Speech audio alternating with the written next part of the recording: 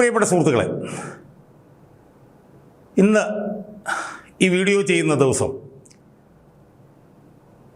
June 17. ആ 17 CPM എന്ന് പറയുന്ന കേരളത്തിലെ ഏറ്റവും പ്രധാനപ്പെട്ട രാഷ്ട്രീയ പാർട്ടിയുടെ പറഞ്ഞാൽ എല്ലാ കാലത്തും കേരളത്തിൻ്റെ മണ്ണിൽ നിർണായകമായ സ്വാധീനം ചെലുത്തിപ്പോന്നിട്ടുള്ള പതിറ്റാണ്ടുകളായി ചെലുത്തിക്കൊണ്ടിരിക്കുന്ന CPM എന്ന് പറയുന്ന പാർട്ടിയുടെ ചരിത്രത്തിലെ ഒരു കറുത്ത നിമിഷമാണ് ഇന്ന് ജൂൺ 17. നമുക്കറിയാം, അഴിമതിക്കെതിരെ പോരാടുന്നതിന് വേണ്ടി പ്രവർത്തിക്കുന്ന, അഴിമതിക്കാരെ നിഷ്കരുണം കൈകാര്യം ചെയ്യണം എന്ന് പറഞ്ഞ് പ്രവർത്തിക്കുന്ന CPM എന്ന് പറയുന്ന പാർട്ടിയുടെ സമുന്നത നേതാവ് എന്ന് പറഞ്ഞാൽ ഒരുപക്ഷെ 4 ടേം CPM-ൻ്റെ സംസ്ഥാന സെക്രട്ടറി ആയിട്ട് വേറൊരാൾ ഇരുന്നിട്ടുണ്ടാവും എന്ന് എനിക്ക് തോന്നുന്നില്ല. അങ്ങനെയുള്ള ഒരാൾ 10 വർഷം CPM-ൻ്റെ 10 വർഷം സർക്കാരിൻ്റെ, ഇടതുപക്ഷ സർക്കാരിൻ്റെ മുഖ്യമന്ത്രിയായി വേറൊരാൾ ഇരുന്നിട്ടുണ്ടാവില്ല. അങ്ങനെയുള്ള ഒരാൾ ഇപ്പോൾ ദയനീയമായി പാർട്ടി തോറ്റിട്ടും പ്രതിപക്ഷ നേതൃസ്ഥാനത്തിരിക്കുന്ന ഒരാൾ, പതിറ്റാണ്ടുകളായി CPM-ൻ്റെ പോളിറ്റ് ബ്യൂറോയിൽ അംഗമായിരിക്കുന്ന ഒരാൾ, CPM എന്ന് പറഞ്ഞ പാർട്ടിയുടെ ഇന്ത്യയിലെ തന്നെ സമുന്നത നേതാക്കന്മാരിൽ ഒരാൾ ആയിട്ടുള്ള പിണറായി വിജയൻ എന്ന് വിളിക്കുന്ന വിജയൻ്റെ മകൾ, മൂത്ത മകൾ വീണ തായ്ക്കണ്ടിയിൽ ഇന്ന് ഞാൻ ഈ വീഡിയോ റെക്കോർഡ് ചെയ്യുമ്പോൾ ഒരു അഴിമതി കേസിൽ കേന്ദ്രത്തിൻ്റെ പ്രധാനപ്പെട്ട അന്വേഷണ ഏജൻസി ആയിട്ടുള്ള എൻഫോഴ്സ്മെൻറ്റ് ഡയറക്ടറേറ്റിലെ ഉദ്യോഗസ്ഥന്മാരുടെ മുന്നിൽ തലയും കുനിച്ച് ഇങ്ങനെ ഇരിക്കുകയാണ്. അവർ വീണയെ ഗ്രില്ല് ചെയ്യുകയാണ്. എത്ര മണിക്കൂർ ഈ ചോദ്യം ചെയ്യൽ തുടരും എന്ന് ആർക്കും അറിയില്ല. ചോദ്യം ചെയ്യലിന് ശേഷം അവരെ ചോദ്യം ചെയ്ത് തിരിച്ചു വിടുകയാണോ അതോ അറസ്റ്റ് ചെയ്യുകയാണോ അതിനെക്കുറിച്ചൊന്നും ആർക്കും അറിയില്ല. അപ്പോൾ വിജയൻ്റെ മകൾ വീണ എൻഫോഴ്സ്മെൻറ്റ് ഡയറക്ടറേറ്റ് ഉദ്യോഗസ്ഥന്മാരുടെ അതികഠിനമായിട്ടുള്ള ചോദ്യം ചെയ്യലിന് വിധേയമായിക്കൊണ്ട് എറണാകുളം കടവന്ത്രയിലുള്ള എൻഫോഴ്സ്മെൻറ്റ് ഡയറക്ടറേറ്റിൻ്റെ ഓഫീസിലിരിക്കുകയാണ്. ഇതൊരു നിർണായക നിമിഷമാണ് CPM-നെ സംബന്ധിച്ചിടത്തോളം. ഒട്ടേറെ വിപ്ലവകരമായിട്ടുള്ള നയങ്ങൾ നടപ്പിലാക്കിയിട്ടുള്ള ഒരു പാർട്ടിയാണ് CPM. ആ പാർട്ടിയുടെ ഏറ്റവും സമുന്നത നേതാവിൻ്റെ മകൾ ഒരു അഴിമതി കേസിൽ എൻഫോഴ്സ്മെൻറ്റ് ഡയറക്ടറേറ്റിൻ്റെ ചോദ്യം ചെയ്യലിന് വിധേയമായിക്കൊണ്ടിരിക്കുക. സുഹൃത്തുക്കളെ, ഞാനിന്ന് ഈ വീഡിയോയിലൂടെ എൻ്റെ പ്രേക്ഷകരുടെ മുന്നിൽ ചർച്ച ചെയ്യാൻ ഉദ്ദേശിക്കുന്ന പ്രധാനപ്പെട്ട കാര്യം, ഇന്ന് മകൾ എറണാകുളത്ത് എൻഫോഴ്സ്മെൻറ്റ് ഡയറക്ടറേറ്റിൻ്റെ കഠിനമായിട്ടുള്ള ചോദ്യം ചെയ്യലിന് വിധേയനായിക്കൊണ്ടിരിക്കുമ്പോൾ എറണാകുളത്ത് ബേക്കർ ജംഗ്ഷനിലുള്ള പഞ്ചനക്ഷത്ര സൗകര്യമുള്ള വീട്ടിൽ കഴിയുന്ന അച്ഛൻ പിണറായി വിജയൻ്റെ മനസ്സിലൂടെ കടന്നു പോകുന്ന ചിന്തകൾ എന്തൊക്കെ ആയിരിക്കും എന്ന് ഒന്ന് എൻ്റെ പ്രേക്ഷകരുമായി ചർച്ച ചെയ്യാൻ വേണ്ടിയിട്ടാണ്. സുഹൃത്തുക്കളെ, നമുക്കറിയാം, പിണറായി വിജയൻ എന്ന വിജയൻ രാഷ്ട്രീയത്തിലാണ് പ്രവർത്തിക്കുന്നതെങ്കിലും തൻ്റെ മക്കളെ, അതിൽ തന്നെ മൂത്ത മകളെ ഒരല്ലലും അറിയിക്കാതെയാണ് ആ മകളെ അദ്ദേഹം വളർത്തിയിട്ടുള്ളത്. ഇളയ പയ്യനെയും അങ്ങനെ തന്നെ, വിവേക് തായ്ക്കണ്ടി എന്ന് പറഞ്ഞ പയ്യനെയും അങ്ങനെ തന്നെ. സാധാരണ രാഷ്ട്രീയത്തിലൊക്കെ പ്രവർത്തിക്കുമ്പോൾ സാമ്പത്തിക ബുദ്ധിമുട്ടും കാര്യങ്ങളൊക്കെ ഉണ്ടാവും. പക്ഷേ വിജയനെ സംബന്ധിച്ചിടത്തോളം അങ്ങനെയൊന്നും ഉണ്ടായിട്ടില്ല. അല്ലെങ്കിൽ വിജയൻ തൻ്റെ മക്കളെ ഒരു ബുദ്ധിമുട്ടും അറിയിക്കാതെയാണ് അവരെ വളർത്തിയിട്ടുള്ളത്. ഞാൻ മനസ്സിലാക്കിയിടത്തോളം സ്കൂളിൽ പഠിക്കുമ്പോൾ CPM-ൻ്റെ നേതാക്കന്മാരുടെയൊക്കെ മക്കൾ പൊതുവിദ്യാലയത്തിലാണ് പഠിക്കേണ്ടത് എന്നൊക്കെ ഉള്ള ചിന്ത ശക്തമായിരുന്ന സമയത്ത്, ഇത് 70കളിലും മറ്റാണെന്ന് എൻ്റെ ഓർമ്മ, 70കളിലും 80കളിലും മറ്റും മകളെ കണ്ണൂരിലുള്ള സ്വകാര്യ സ്കൂളിലാണ് പഠിപ്പിച്ചത്. അക്കാലത്ത് മക്കളെ സ്വകാര്യ സ്കൂളിൽ പഠിപ്പിക്കുക എന്നൊക്കെ പറഞ്ഞാൽ തന്നെ അത് വിമർശന വിധേയമാകുന്ന ഒരു കാലഘട്ടമായിരുന്നു. പക്ഷെ അതൊന്നും ശ്രദ്ധിക്കാതെ തൻ്റെ മൂത്ത മകൾക്ക് നല്ല വിദ്യാഭ്യാസം സ്വകാര്യ മേഖലയിലെ ലഭിക്കൂ എന്ന് ചിന്തിച്ചിട്ടായിരിക്കണം അച്ഛൻ വിജയൻ കണ്ണൂരിലെ സ്വകാര്യ സ്കൂളായിട്ടുള്ള സെൻറ്റ് ജോസഫ് സ്കൂളിലാണ് പഠിപ്പിച്ചത്. അതിനുശേഷം അവർക്ക് ഉന്നത വിദ്യാഭ്യാസത്തിന്, എഞ്ചിനീയറിങ്ങിനൊക്കെ ഉള്ള മാർക്ക് കിട്ടാതിരുന്നത് കൊണ്ടാവാം മകളെ കോയമ്പത്തൂരിലുള്ള അമൃതാനന്ദമയിയുടെ ഉടമസ്ഥതയിലുള്ള എഞ്ചിനീയറിംഗ് കോളേജിലേക്ക് അച്ഛൻ കൊണ്ടുപോയി. അങ്ങനെ കൊണ്ടുപോകുന്ന സമയത്ത് സ്വാശ്രയ ഈ പറഞ്ഞ പോലെ എഞ്ചിനീയറിംഗ് മെഡിക്കൽ വിദ്യാഭ്യാസത്തിനെതിരെയൊക്കെ സി പി എമ്മിൻ്റെ നേതൃത്വത്തിലും DYFI SFI ഒക്കെ വലിയ തോതിലുള്ള സമരം നടത്തുന്ന സമയമായിരുന്നു. എന്നിട്ട് പോലും അതിനെല്ലാം പുല്ലുവില കൽപ്പിച്ചുകൊണ്ട് അച്ഛൻ വിജയൻ മകളെ കോയമ്പത്തൂരിലുള്ള അമൃത ആനന്ദമയുടെ നേതൃത്വത്തിലുള്ള ഉടമസ്ഥയിലുള്ള എഞ്ചിനീയറിംഗ് കോളേജിൽ കൊണ്ടുവന്ന് ചേർത്തു. അവിടെ ചേർത്തപ്പോഴത്തേക്കും മത്സര പരീക്ഷ പോലും അവർ എഴുതിയില്ല എന്നുള്ള നിലയിലുള്ള ആരോപണങ്ങൾ ഉണ്ടായിരുന്നു. ഇതൊന്ന് ഒളിവിലെ ഓർമ്മകളെന്നും പറഞ്ഞിട്ട് ഒരു മുതിർന്ന CPM നേതാവായി ഒരു കാലത്ത് മുതിർന്ന CPM നേതാവായിരുന്ന ബെർലിൻ കുഞ്ഞനൻ എന്നായി എഴുതിയ പുസ്തകത്തിൽ അതിനെക്കുറിച്ചിട്ട് പറയുന്നുണ്ട്. അവിടെ അനധികൃതമായിട്ടാണ് പരീക്ഷ പോലും കൃത്രിമമായി ജയിപ്പിച്ചിട്ടാണ് വിജയൻ്റെ മകൾ വീണയെ അവിടെ ചേർത്തത് എന്ന് നമ്മൾ മനസ്സിലാക്കിയിട്ടുണ്ട്. അപ്പോൾ അതിലൊക്കെ കാണുന്നത് ഈ പിതാവായ അച്ഛന് മകളോടുള്ള ഒരു വലിയ കാരുണ്യവും സ്നേഹവും ഒക്കെയാണ്. പാർട്ടിയുടെ നയങ്ങളും സമീപനങ്ങളും പച്ചയായി ലംഘിച്ചു പോലും മകളുടെ ഉന്നത വിദ്യാഭ്യാസത്തിൽ മകളുടെ ഉന്നത വിദ്യാഭ്യാസം മാത്രം ചിന്തിക്കുന്ന ഒരു അച്ഛൻ, ഒരു പിതാവ്, അതാണ് നമ്മൾ വിജയനിൽ നമ്മൾ കാണുന്നത്. അവിടുന്ന്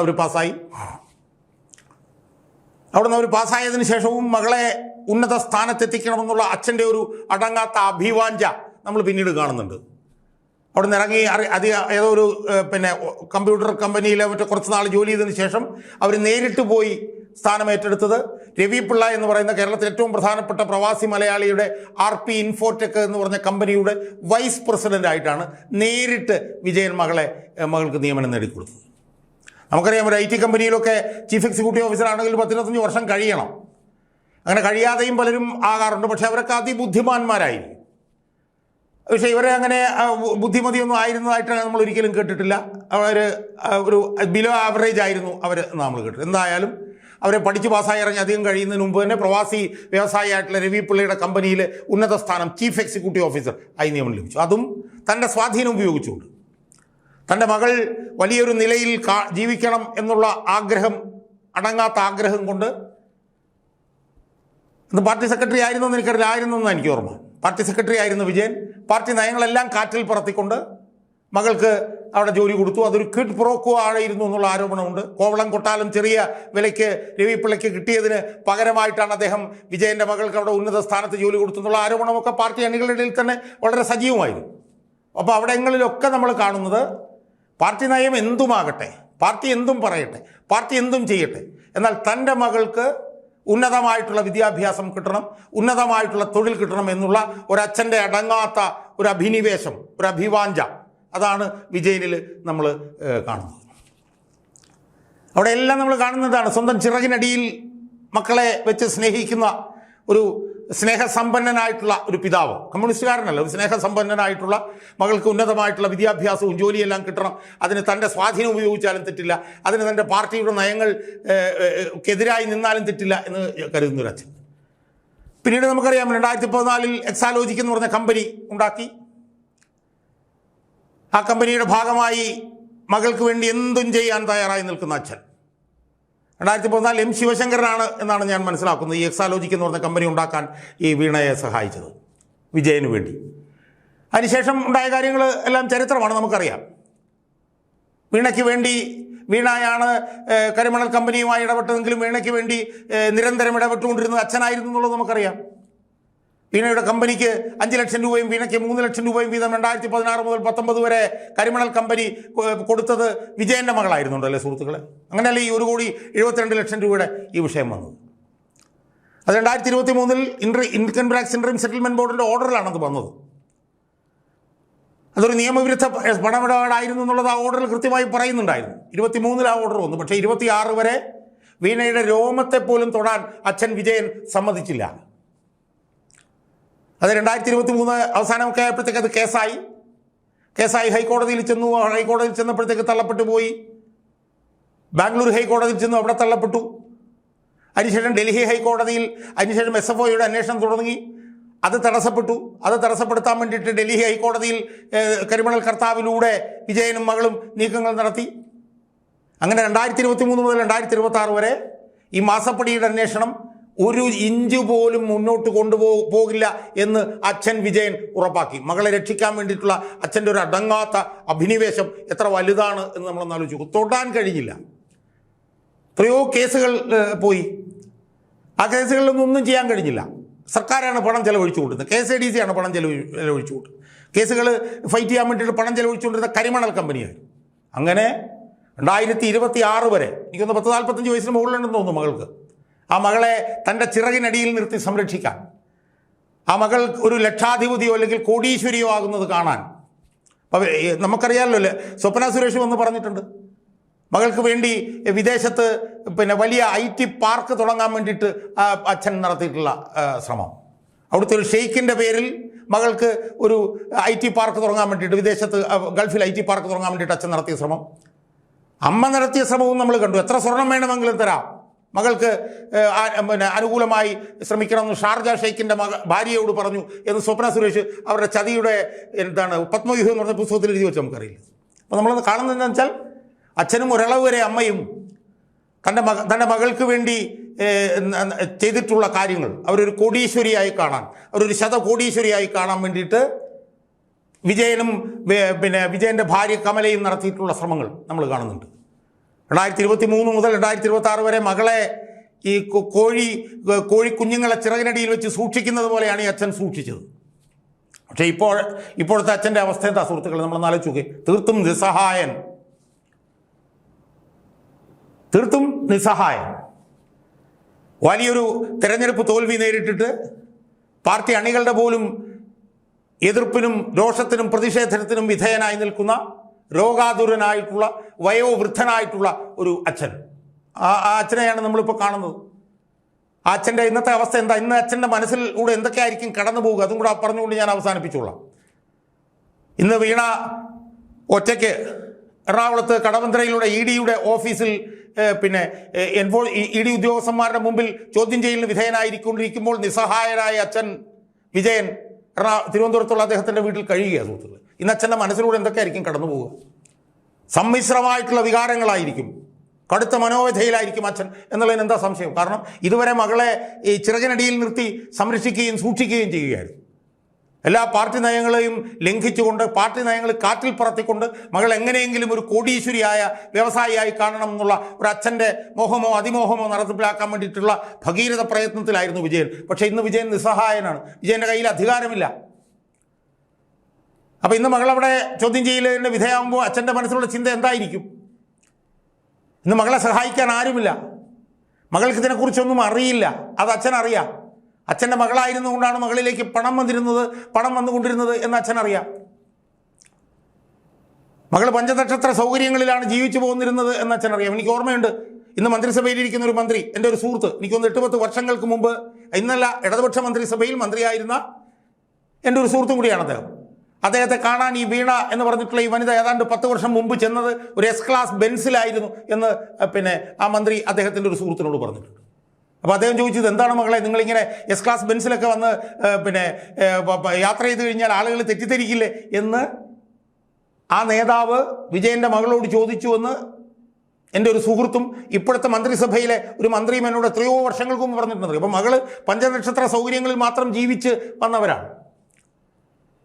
ഇനി വിജയൻ്റെ മനസ്സിലേക്ക് എന്താ വരുന്നെന്നുള്ളത് പറയുന്നതിന് മുമ്പ് മകളുടെ ഭാവി ഉറപ്പാക്കാൻ വേണ്ടി വിജയൻ ചെയ്ത വേറൊരു കാര്യം കൂടി നമ്മൾ ആലോചിച്ച് നോക്കണം. ആദ്യം ഒരാളുമായി വിവാഹത്തിൽ ഏർപ്പെട്ടു, ആ വിവാഹമോചനം അവരതിൽ നേടി. അതിനുശേഷം വിജയൻ എന്ത് ചെയ്തു?